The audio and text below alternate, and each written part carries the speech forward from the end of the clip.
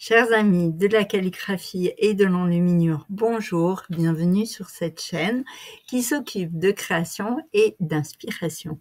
Alors, imaginez-vous aujourd'hui dans un atelier où se rencontrent des copistes, des enlumineurs, des relieurs, dans une atmosphère baignée d'odeurs, de parchemin, de pigments et de détrempes, où ces artisans du livre vont discuter projet.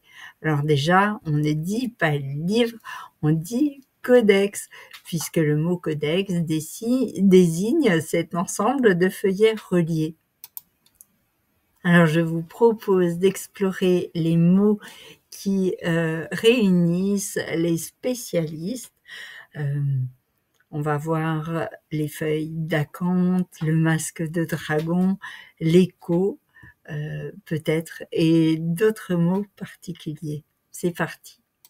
Tout d'abord, lorsqu'on ouvre un manuscrit, on se trouve dans l'univers des folios, c'est-à-dire des feuilles. Le folio a un recto et un verso, ce qui explique les indications qui sont portées ici dans l'onglet de recherche de la Bibliothèque nationale de France. Donc, on voit le folio 59R, c'est-à-dire 59 recto, et les références vont vous emporter d'un côté ou de l'autre de la feuille. Alors l'idée de folio rappelle le parchemin, bien évidemment, et aussi les régulures, puisqu'un folio a des marges de gouttières, de coutures, ainsi que la marge de tête et de queue. C'est le haut et le bas. Le format du folio est alors travaillé en différents espaces grâce à des réglures, donc des délimitations qui vont séparer la calligraphie de l'ornementation et de l'enluminure par elle-même. On trouve dans ces marges, dans la composition des ornements, une forme de végétation entrelacée, idéalisée, enroulée sur elle-même. C'est une forme tout à fait intéressante puisqu'elle appartient à plusieurs civilisations. On parle alors de feuilles d'acanthe, de belles feuilles qui prennent des couleurs vives, souvent avec un dessus-dessous et souvent en s'évasant, en produisant un effet en spirale d'enroulement ou un effet de pouce, tout simplement, comme dans la nature. Si les fleurs, les feuilles, les personnages ou autres chimères ornent les marges, on trouve aussi des baguettes pour délimiter et la fin des baguettes se prolonge parfois de manière surprenante.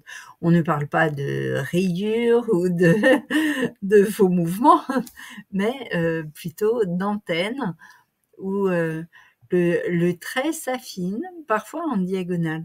Ça m'a toujours beaucoup intéressée de voir ces traits filigranés qui indiquent sans doute une description, une direction. On peut dire que l'enluminure est un travail de longue haleine qui réunissait plusieurs artisans. Tout d'abord, c'est le calligraphe qui intervenait, où on pouvait appliquer également la dorure. Donc au tout début, ici j'ai choisi une page de manuscrit qui montre que le dessin est réalisé, on voit les esquisses et puis des parties sont colorées en vert pour indiquer les endroits où la dorure sera appliquée. La calligraphie est entièrement réalisée dans les colonnes.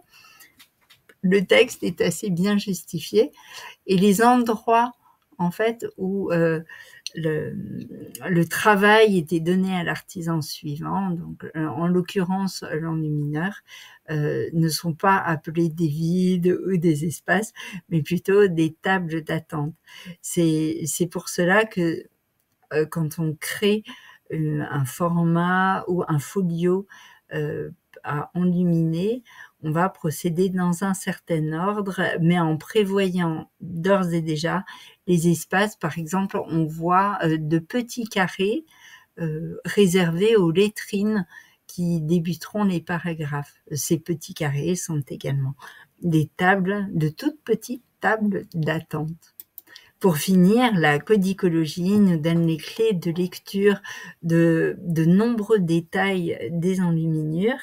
J'ai choisi ici une lettrine T qui est particulièrement ornementée de rinceaux, de fleurs romanes, de représentations d'animaux qui vont venir habiter les entrelacs, et de feuilles d'acanthe, justement.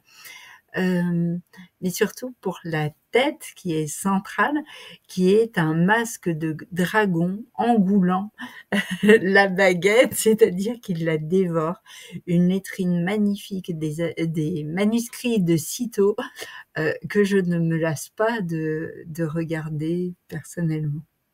Alors j'espère que ces quelques clés lexicales ont éveillé votre intérêt pour le monde médiéval, que ça vous aura donné envie de feuilleter des manuscrits et surtout d'en parler, que ça pourra orienter votre regard peut-être aussi.